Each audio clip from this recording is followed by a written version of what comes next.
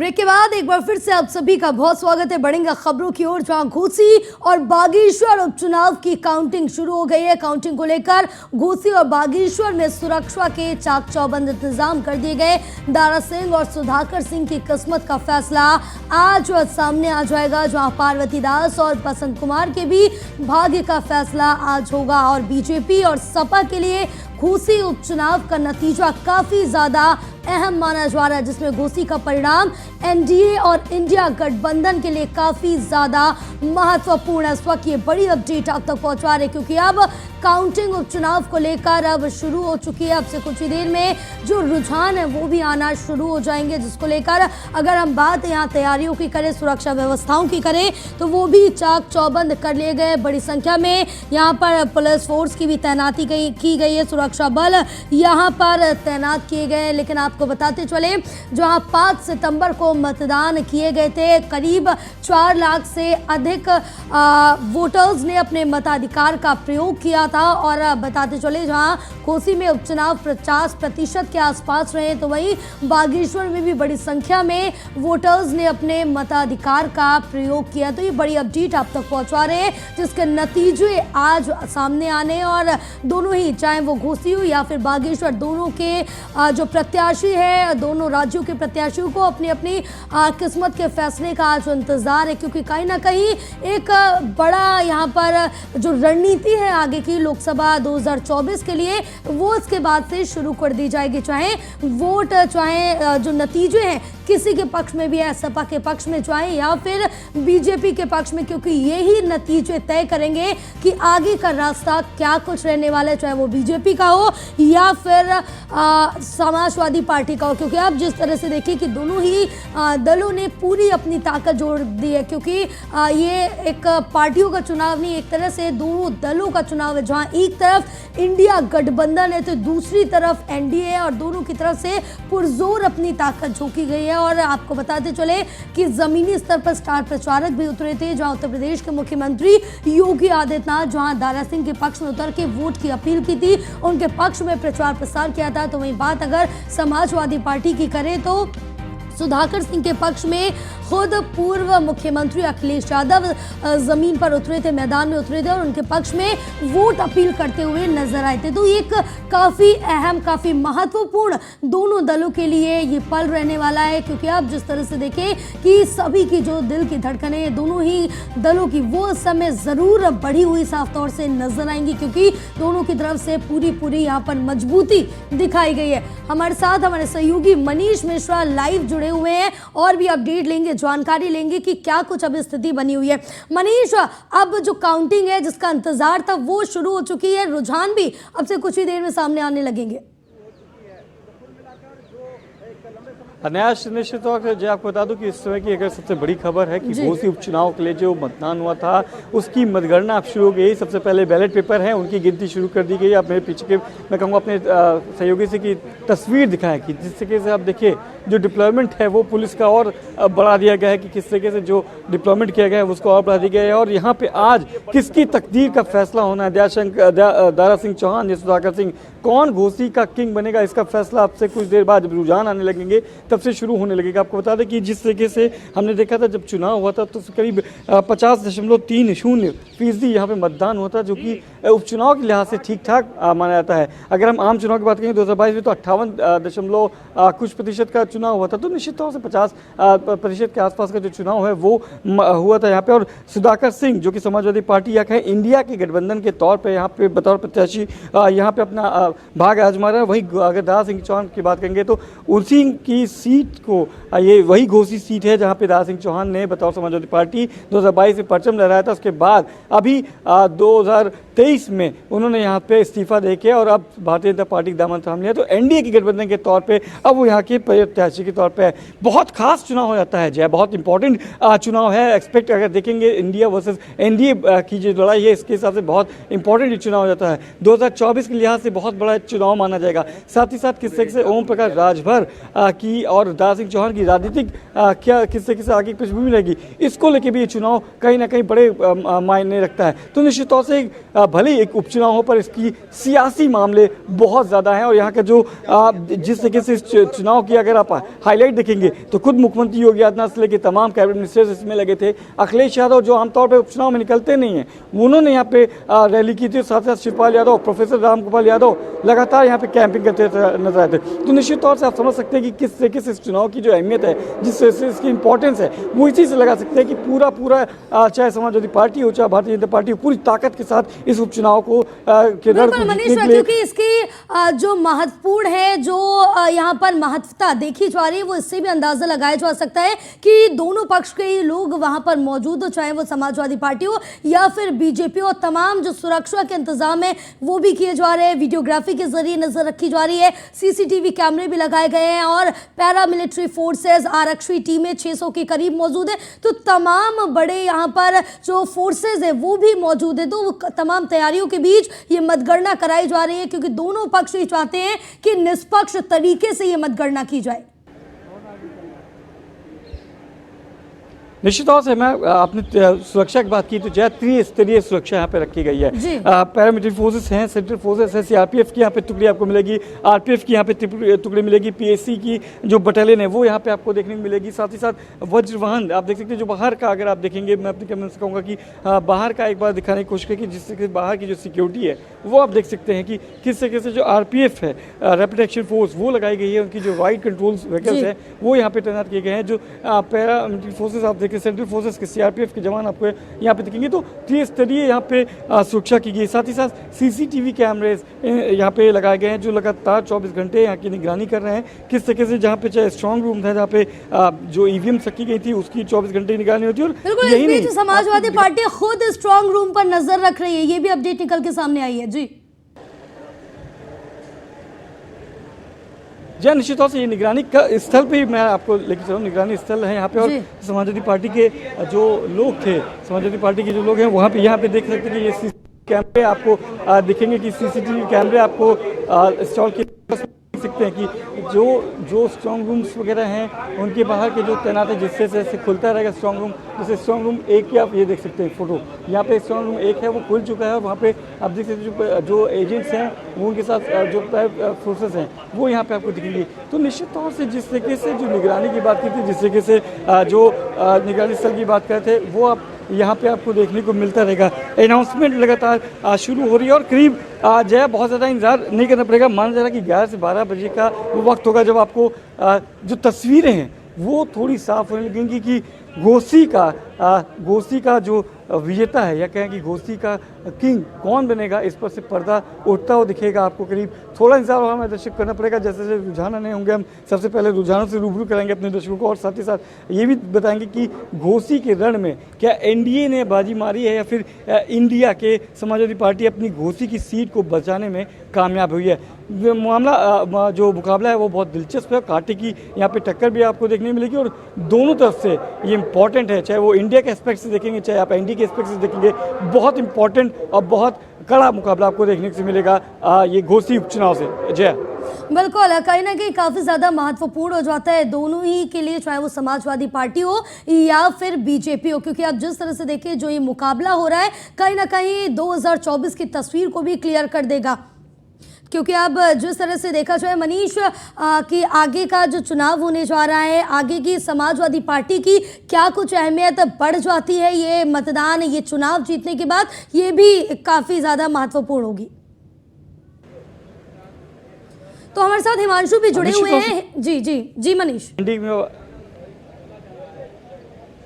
देखिए जय, मैं कहता था कि न केवल एनडीए की तरफ से अगर सबसे बड़ी अग्नि परीक्षा आप देखेंगी तो वो है ओम प्रकाश राजभर की। एनडीए गठबंधन में भी हाल फिलहाल में ही आए हैं और दिल्ली में अमित शाह के सामने उन्होंने अपनी पार्टी को एनडीए में शामिल किया था। उसके बाद हमने देखा था एनडीए की बैठक हुई थी, उसमें भी बढ़ चढ़ के उन्होंने हिस्सा लिया। तो निश्चित तौर से पूर्वांचल के रण को जीतने की हमेशा से कवायद करते थे। समाजवादी पार्टी पर आरोप लगाया था कि जब वो समाजवादी पार्टी के साथ थे तो 2022 में जो अप्रत्याशित नतीजे आए थे, चाहे वो आजमगढ़, गाजीपुर, मऊ, इधर सब की आप बात करेंगे तो उन सब में उनका बड़ा योगदान था। निश्चित तौर से उनके लिए भी एक बड़ी ये परीक्षा के तौर पे देखा जाएगा कि अगर वो चुनाव जीते हैं तो निश्चित तौर से और बड़े कद के साथ ओम प्रकाश राजभर को आप बिल्कुल कहीं ना कहीं कद जरूर समाजवादी पार्टी का बढ़ जाएगा। इससे एक उनको आगे के लिए मनोबल भी मिल जाएगा 2024 के लिए। हिमांशु भी हमारे साथ जुड़े हुए हैं। हिमांशु, अगर जिस तरह से देखें जहां एक तरफ पार्वती दास है तो दूसरी तरफ भी बसंत कुमार है, तो यहाँ भी कांटे की टक्कर देखने को मिल रही है क्योंकि बीजेपी वर्सेस कांग्रेस।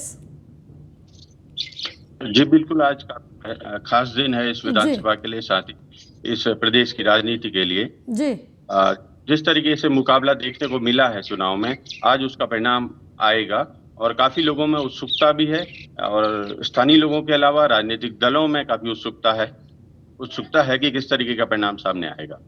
बिल्कुल, क्योंकि उत्सुकता देखने को ही मिलती है और साथ ही यहाँ पर ये भी काफ़ी ज़्यादा अंदाज़ा लगाया जा रहा है और साथ ही ये काफ़ी महत्वपूर्ण चीज़ है कि महिला वोटर्स यहाँ पर काफ़ी अपना जो स्थान है वो महत्वपूर्ण रखती है और वो जो निर्णय है वो बदलने में काफ़ी उनका ऊंचा स्थान है। ये बिल्कुल सही बात है कि महिला वोटरों ने इस बार बढ़ चढ़ कर मतदान में हिस्सा लिया है और बड़ी संख्या में महिलाएं बाहर निकली हैं और उन्होंने वोट किया है। अब हालांकि बाद में जब राजनीतिक दलों ने अपनी अपनी समीक्षा की तो सभी ने अपने अपने ढंग से महिला वोटरों को अपनी पार्टी के समर्थन में वोट को लेकर गिना है। लेकिन अब ये आज कुछ देर बाद से शुरुआत काउंटिंग के रिजल्ट आने लगेंगे तो फाइनल रिजल्ट के साथ ये चीजें स्पष्ट हो जाएंगी और ये चुनाव जो है प्रदेश की राजनीति में आने वाले जो चुनाव होंगे उसके लिए भी महत्वपूर्ण साबित होने की उम्मीद है इसे। और इसको लेकर सभी पार्टियों ने पूरा जोर प्रचार के दौरान लगाया था कि ये सीट वो जीते। अब आज का परिणाम का दिन है, अब कुछ देर बाद चीजें स्पष्ट हो रही। बिल्कुल, क्योंकि मनीष अब से कुछ ही देर बाद जो रुझान है वो मिलने लगेंगे जिससे कहीं ना कहीं जो तस्वीरें हैं उनको क्लियरिटी मिल जाएगी। और अब से क्योंकि जिस तरह से देखें कि सुबह सपा के जो अध्यक्ष हैं उनकी तरफ से भी ये कहा गया, बड़ा बयान भी दिया गया था कि 11 बजे तक 100% हम जीत का दावा कर देंगे और 11 बजे तक जो समाजवादी पार्टी वो भी पंडाल छोड़ के चली जाएगी। तो अपनी जीत को लेकर पूरी तरह से आश्वस्त दिख रहे हैं।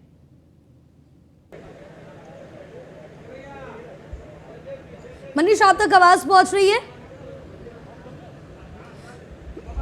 जी जी जी जी बिल्कुल, क्योंकि जिस तरह से देखें मनीष कि अब चाहे वो बीजेपी हो चाहे वो समाजवादी पार्टी, दोनों ही अपनी अपनी जीत को लेके आश्वस्त दिख रहे हैं क्योंकि सुधाकर सिंह की तरफ से भी ये कहा गया कि हमें 50,000 से ज़्यादा मतों से हम जीतेंगे। तो वहीं सुबह सपा के जो अध्यक्ष हैं उनकी तरफ से भी ये कहा गया कि हम 100% अपनी जीत को लेकर आश्वस्त हैं और समाजवादी पार्टी 11 बजे तक अपना पंडाल छोड़ के चली जाएगी।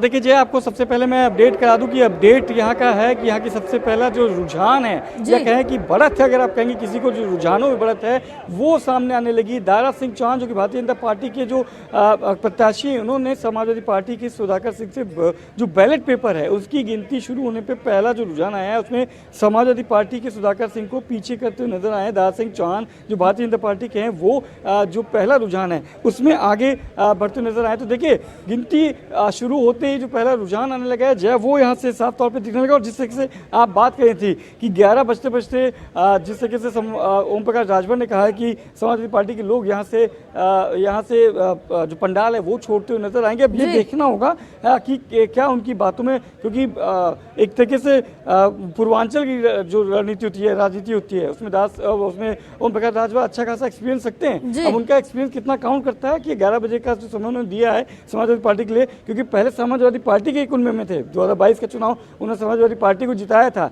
हालांकि जब उपचुनाव हुए थे 2022 का आजमगढ़ का, जिसमें अखिलेश यादव के ऊपर उन्होंने तंज के साथ कहा कि एसी में बैठ के रणनीति नहीं होती है। अब देखना होगा कि एसी से निकलने के बाद अखिलेश यादव उनको क्या झुठला पाते हैं, क्या ओम प्रकाश राजभर जिससे कि अपनी बात कर रहे हैं कि वो यहाँ पे 11 बजे समाजवादी पार्टी के लोग यहाँ से जाना शुरू कर देंगे, वो कितना सार्थक होता है इसमें थोड़ा सा और वक्त आपको लगेगा। फिलहाल जो पहली अपडेट है ये कहें कि जो पहला रुझान है बैलेट पेपर का जो है उसमें दारा सिंह चौहान जो की बात बिल्कुल जिस तरह से मनीष आपने बताया कि अभी पहला जो रुझान आया उसमें दारा सिंह चौहान आगे दिख रहे हैं, क्या आपके आसपास समाजवादी पार्टी के कुछ लोग, कार्यकर्ता या कोई मौजूद है? एक बार इस बारे में उनसे बातचीत करने की कोशिश कीजिएगा।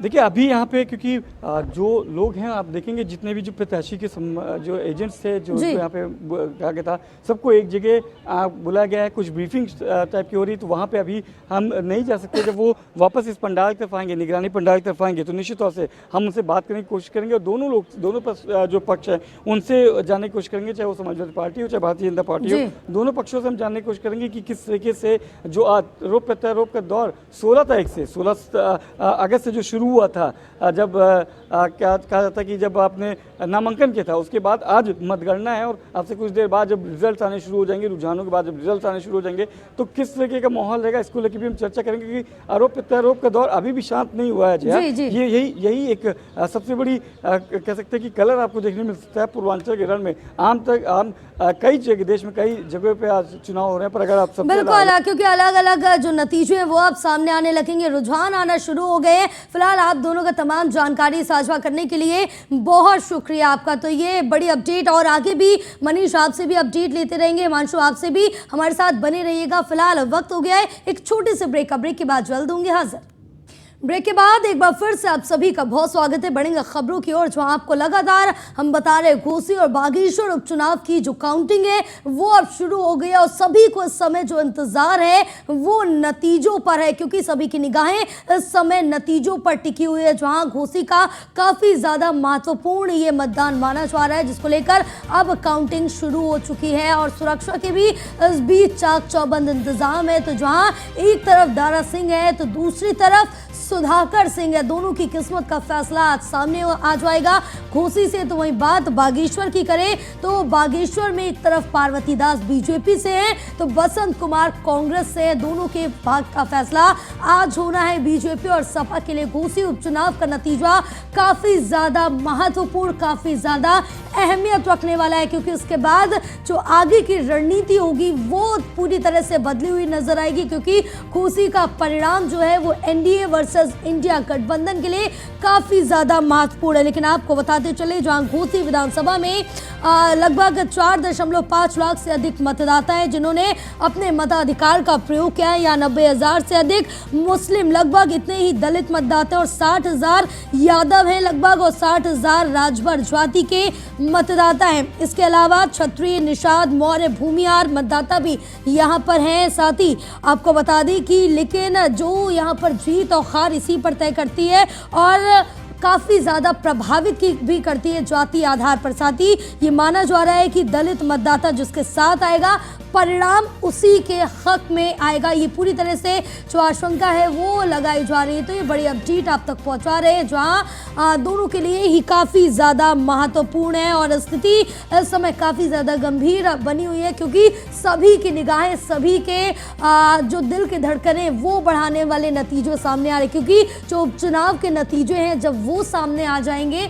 और उसके बाद ही आगे की रणनीति तय की जाएगी। ये बड़ी अपडेट आप तक पहुंचा रहे हैं जहां आपको बताते चले कि अब घोसी उपचुनाव सत्ता और विपक्ष दोनों के लिए ही काफी ज्यादा महत्वपूर्ण है। इसकी वजह से दोनों ही पक्ष मतगणना स्थल पर डटे हुए हैं। पूरे मतगणना स्थल की सीसीटीवी कैमरे के जरिए निगरानी भी की जा रही है। साथ ही मतगणना स्थल पर 14 टेबल बनाए गए सुरक्षा के लिए, 3 सीओ, 17 निरीक्षक, 78 उप निरीक्षक के साथ 600 आरक्षी, 2 कंपनी पीएसी की, 2 कंपनी पैरामिलिट्री फोर्सेस भी तैनात की गई है। मतगणना की वीडियोग्राफी भी कराई जा रही है और 32 चरणों की काउंटिंग के बाद जो नतीजे हैं, जो परिणाम है वो सामने आएंगे और कहीं ना कहीं परिणाम से दोनों की ही आगे की रणनीति में बदलाव साफ तौर से देखने को मिलेगा। तो ये बड़ी अपडेट आप तक पहुंचा रहे हैं जहां घोसी उपचुनाव में सबसे पहले पोस्टल बैलेट की गिनती की जाएगी। मतगणना स्थल की त्रिस्तरीय सुरक्षा व्यवस्था भी की गई है। 3 सीओ हैं,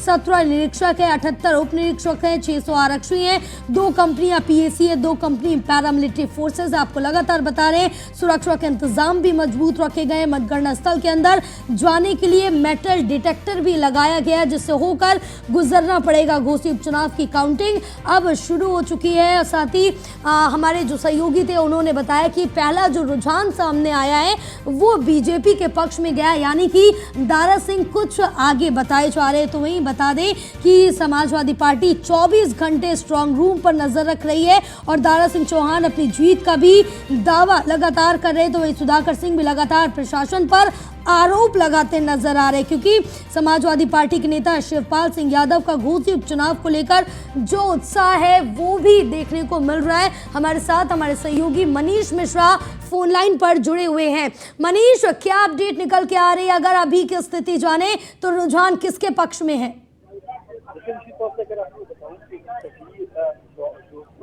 शुरुआत हो चुकी है और इसमें आप देख सकते हैं जो बैलेट पेपर की शुरुआत है वो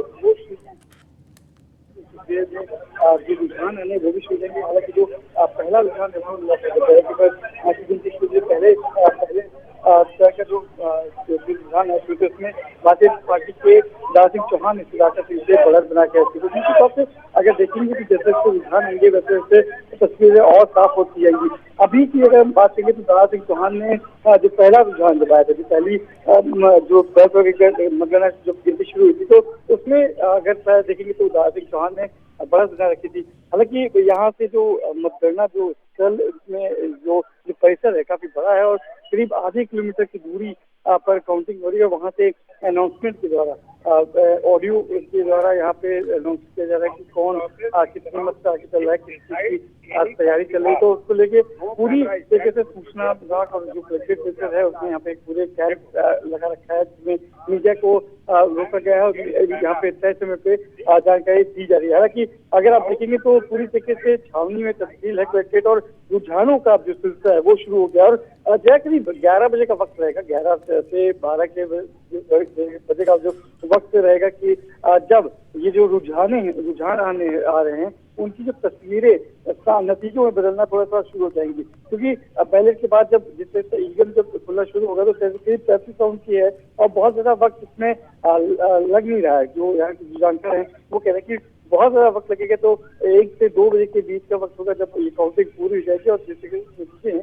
वो सामने रहेंगे। तो तस्वीरें हल्की हल्की सामने साफ हो जाएगी और करीब 11 बजे का वक्त रहेगा जब जो तस्वीरें हैं घोसी उपचुनाव की घोसी उपचुनाव के रण का सरताज कौन है, घोसी का किंग कौन रहेगा, इस से जो पर्दा है वो कहीं ना कहीं उठना शुरू हो जाएगा। बहरहाल अभी की जो लेटेस्ट अपडेट है अजय वो ये है कि घोसी उपचुनाव की रण का जो बिगुल बजा था 16 तारीख को वो अब अपने अंतिम पायदान पे आ चुका है और कुछ देर में यहाँ पे जो प्रत्याशी थे दोनों दारा सिंह चौहान और सुधाकर सिंह उनके किस्मत का फैसला हो जाएगा कि दारा सिंह चौहान को क्या घोसी की चिंता नहीं बार मौका और दिया है, जबकि सुधाकर सिंह जो लगातार घोसी के लोकल बॉय की तरफ प्रचार कर रहे थे उनके एक बार विश्वास जताया है। इन दोनों के बीच में कांटे की टक्कर और लगातार इंडिया वर्सेस एनडीए की जो लड़ाई है उत्तर प्रदेश की घोसी का आगाज जो हुआ था आज वो अपने अंजाम पहुंचेगा। उसके बाद 2024 के चुनाव के लिए एक नई तरीके की रणनीति, नई तरीके के आवाम के साथ 2024 के जो चुनाव है उसका आगाज भी आप देखते हुए नजर आएंगे।